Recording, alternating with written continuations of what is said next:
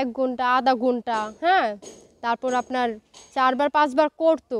যখন মানুষের কাছে জিজ্ঞেতাম যে এত সময় আর এত বারবার কিভাবে পারে? তখন ওই নানি বলতো যে ও মনে হয় ঔষধ খায়। ও কিছু না খাইলে এরকম পারার কথা না।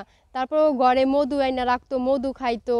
তারপর লবঙ্গ ওই যে আরো অনেক কিছু ওইগুলা খাইতো ঘরে আইনা। কিন্তু ওই নানির কাছে আমি জিজ্ঞেস পর ওই নানি এটাই বলছে যে ও ঔষধ যদি না খাইতো তাহলে এরকম পারার কথা না, ঔষধ খায়। কিন্তু মধুরা এরপর অন্য যে ইটি খাইছে যে এগুলো তো ঘরে বইয়াই খাইছে। মানে মধু খাইতো কি শরীর দুর্বলের কারণে নাকি আর কি কি খাইতো? মানে সে তো এই যে বৃদ্ধ মানুষ অসুস্থ দুর্বল হইতে এই কারণে খাইছে।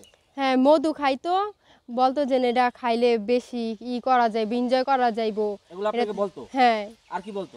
এতদিন তো আমি বলতে চাই না যে ও আমারগুলা সবগুলো আমার বলতাছে, আমার মিথ্যা কতগুলো বানায় বলতাছে, এখন তো আমার উপায় নাই যে এখন আমি ওটা কি লেগে চাপা রাখবো, ও আমার সব শেষ করে দিছে। এই যে আপনি বললেন যে খাবার খাইতো, খাবার তো প্রত্যেক মানুষই খায়, খাবার খাইছে যার কারণে এখন আপনি দাবি যে ওই খাবার খাওয়ার পরে সে আপনার সাথে এই কথা বলতো যে আপনার সাথে শারীরিক সম্পর্ক করলে সে বেশিক্ষণ থাকতে পারবে। হ্যাঁ, উনি বলতো যে মধু খাইলে এটা তো গরম, এটা ভালো করে কাজ করে, তুমিও খাও। আমি খাইতাম না, ও খাইতো। তো এই এই ঘটনায় যে এখন তো অস্বীকার করছে, এখন আপনি জলে সাজানোর উদ্দেশ্যে এবং দেশবাসীকে সে বোঝাতে চাচ্ছে যে এগুলো সম্পূর্ণ বানোয়াট, কোনো পুরুষ 1 থেকে 1.5 ঘন্টা করা সম্ভব না, এটা জলে সাজানোর মুখের কথা।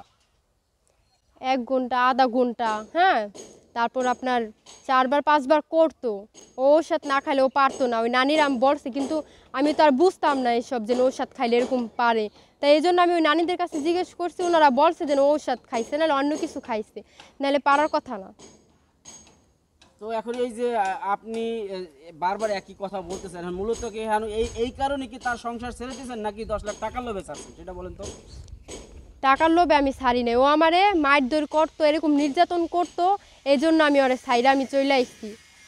মূলত কোনটা কারণটা কি, টাকা পয়সা নেওয়ার কারণে না এই শারীরিক অত্যাচারের কারণে সেটা বলবেন এই ক্লিয়ার। শারীরিক নির্যাতন করতো, মারধর করতো, রাইত হলে ঘুমাইতে দিত না, এরকম করতো। এই জন্য আমি ওর কাছ থেকে আমি চইলা আইছি। সে যে মামলা করছে আপনার নামে, আপনার 10 লাখ টাকা 2 ভরি স্বর্ণ নানান তানান জিনিস নিয়ে আসছে। আচ্ছা, আমি ওর কাছ থেকে টাকা পয়সা এগুলো নিয়ে আইছি। ও যে বলতাছে এতদিন তো ও কিছু বলে নাই, এতদিন বলছে আমি টাকা পয়সা নিয়ে আইছি, আজকে আবার ও এটা নিয়ে কেন এত বাড়াবাড়ি করতেছে যেন ও আমার সাথে মেলামেশা করে নাই এতবার। এতদিন তো বলছে টাকার কথা, এখন আবার বলতাছে যে দেখতাছে যে মেয়ের কাছে প্রমাণ আছে। এই কথা শুনে এখনো মানে এটা নিয়ে পড়ছে যে এত বয়সের লোক পারে নাকি। এখন বলতাছে যে না আমার মতো ছেলে পারে নাকি। ও ঔষধ খাইতো, ও মধু খাইতো, লবঙ্গ খাইতো, আরও অনেক কিছু খাইতো ঘরের ভিতরে। আমারও বলতো খাওয়ার জন্য, আমি খাইতাম না, ও খাইতো। যখন আমার সাথে এরকম করতো হাত পাও মানে ধরলেও আমার ছাড়তো না। পরে সকাল হলে আমি ওই নানিদের কাছে যে জিজ্ঞেস করতাম নানি ওইভাবে কীভাবে পারে। তখন বলতো যে ও মানে ঔষধ খায়। আমি তো আর জানতাম না, বুঝতাম না, এমনি ওর ঘরে ঔষধ আছে, ও খাইতো, এগুলো দেখতাম। এখন আপনার নামে নানান ধরনের অভিযোগ দিচ্ছে সে, আপনারা আপনার মা এবং আপনারা দেহ ব্যবসা করেন, হোটেলে আপনার ফুটেজ পাওয়া গেছে, তো এই বিষয়টা ক্লিয়ার করেন। আমি দেহ ব্যবসা করি, ঠিক আছে, হ্যাঁ? তো ও এত ভালো মানুষ, ও হে জায়গায় কী করছে, হে নেও কী লেগে? ও তো বলে না যে আমি বিয়ের পরে করি, বলছে বিয়ের আগে করি। তাহলে বিয়ের আগে ওই জায়গায় কী লেগে গেছে? আপনার এক চাস্তো ভাই কথা বলে, আপনার চাস্তো ভাইকে নিয়ে প্রমাণ দেখাইছে এবং ফুটেজ আছে। তো ওই চাষ তো বাইরে আর হলো ও প্রমাণটা আমার দেখাও। ও ভালো হইলো ওখানে গেল কিনে। আর ঠিক আছে আমি বুঝলাম। আপনি কি স্বীকার করছেন আচ্ছা আপনি আমি তো এই ব্যবসায় জড়িত আছেন? আমি তো ওনার তো বলি নাই বিয়ের আগে যে না আমি এসব কাজ করি, বলছি? হ্যাঁ, তাহলে উনি হঠাৎ করে কিভাবে জানলো যে না আমি ওই হোটেলেই যাই? আর মানুষের যে ছবি দেখাইছে আর মানুষে বইলা দিছে, এটা যদি বানানো না হয় তাহলে কিভাবে কিভাবে মানুষ বুঝবো? হঠাৎ করে যদি আপনি যান অমুক জায়গায় যায় যদি বলেন আর ওনার কি বইলা দিব? এখন তো এই যে সে যে বলতেছে যে আপনি তার নামে অপপ্রচার চালাচ্ছেন যার কারণে আপনার নামে মানহানি মামলা করবে, তো এই বিষয়ে যে আপনার যে একটা মামলা আছে আপনি তো তার নামে মামলা করছেন। আমি ওর নামে করতে পারি, ও আমার নামে মিথ্যা কথা বলতাছে। ও এখন বাঁচার জন্য অনেক কিছু করবো, বাঁচার জন্য এরকম করতাছে ও। যে এখন আপনি এভাবে বলতেছেন, সে অস্বীকার করতেছে, তো হ্যাঁ, তার নামে আপনি মামলা করছেন, সে আপনার নামে মামলা করছে যে 10 লাখ টাকা আপনি নিয়ে আসছেন। হ্যাঁ। এখন কোনটা আসলে আমরা বিশ্বাস করবো, আর আপনি একটু ক্লিয়ার করবেন। আমি যে মামলা করছি, উনি আমার যে দেশটা আমি যে সই নিছে 10 লাখ টাকার, হ্যাঁ? তারপরে এমনি টাকা পয়সা নিয়েছে, উনি আমার নামে মামলা দিছে না? তো আমি আমার আগে উনি কিন্তু মামলা দেয় নাই। আমি কিন্তু ওনার আগে মামলা দিছি। কিন্তু ওনার পুলিশ, ওনার সব কিছু আমার তদন্তের জন্য আমার বাড়িতে চইলা গেছে। কিন্তু আমার যে পুলিশ, ওনারা ওনারে খুঁজতাছে কিন্তু ওনারে পাইতাছে না। উনি লুকায়া থাকে। এখন আমার টাকা পয়সা নাই দেখে কি আমার কোনো হইব না? আর ওর টাকা পয়সা আছে দেখে কি ও পার পাইয়া যাইবো? এটা কি বিচার? সে তো লুকায় নাই, সে তো প্রেস ক্লাবে মাঝে মাঝে তাকে দেখতে পাই, তাহলে এই বিষয়টা কি বলবেন? তো আমাদের পুলিশরা তো খুঁজে পাইতাছে না ওনারে, উনি বলে পলায়ে থাকে। তাহলে 10 লাখ টাকা আপনি নিছেন, সেটা কি বলবেন? সে 10 লাখ টাকা 10 আপনি লাখ কি নিজে হাতে আগে কখনো দেখছেন তার কাছে টাকা?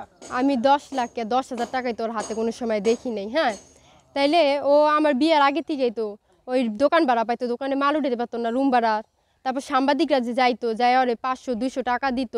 হ্যাঁ, বিয়ের আগে, বিয়ের পরে, বিয়ের 1 মাস আগেও, মানে বিয়ের 1 মাস আগে না, মানে বিয়ের আপনার আমি আয়সা পড়মু যখন, তার 1 মাস আগেই সাংবাদিক গেছে, ওনারা দেখে গেছে যে দোকানে মাল উঠাতে পারতাছে না, কত সমস্যার ভিতরে আছে, সরকার থেকে সাহায্য চাইতাছে নতুন কইরা। হ্যাঁ, মানুষের কাছ থেকে টাকা পয়সা চাইতাছে। তাইলে আমি 1 মাস মানে না হইতে আমি চলে আসছি, এর মধ্যে 18 লাখ টাকা কোথায় পাইলো? তাহলে কোত্থেকে আসছে? কোত্থেকে আসছে এই টাকাগুলা? ও যে বললো যে আমি টাকা পয়সা নিয়ে এসেছি, কই পাইছে ওই এত টাকা? এটা আগে আপনারা জিজ্ঞেস করেন যে তুই এতগুলো টাকা কোথায় পাইলি। এই সাংবাদিক ভাইয়েরা যখন গেছে আরে 200-500 টাকা দিচ্ছে, তখন তো আমি ছিলাম বিয়ের পরে, এই মানে আসার 1 মাস আগেই তো গেছিল ওই জায়গায়। ওনারা কি এই যে ওনারা ডলার দিয়েছে যে এত টাকা ওই কই থেকে পাইলো, যে এখন বারবার সে যদি বলতাছে। আপনার মানহানি মামলা করে কি করবেন আপনি? আমি কি করব? আমিও তো মামলা করতে পারি, কিন্তু ও তো আমার মিথ্যা অপবাদ দিতেছে। আমি তো আর কোনো আর লুকায় কিছু রাইখা মিথ্যা কোনো কিছু বলতাছি না। ও আমার সাথে যেইভাবে করছে ওইভাবে আমি বলতাছি, যা করছে আমার সাথে। আমার খালতো বোন ডাইক্কা, নিজের বোনের মতো ডাইক্কা আমার নিয়া ফান্দে হালাইয়া বিয়া কইরা টাকা পয়সা না দিয়ে আমাদের সই নিছে। আর বিচার চাই আমি, ওর কারণে আমার জীবনটা পুরাই শেষ। আমার এখন জানি না শুনে কি কেউ বিয়ে করব? কেউ বিয়ে করব না। এখন তো ও আমার নামে যে বলতাছে যে মানহানি মামলা দিবে।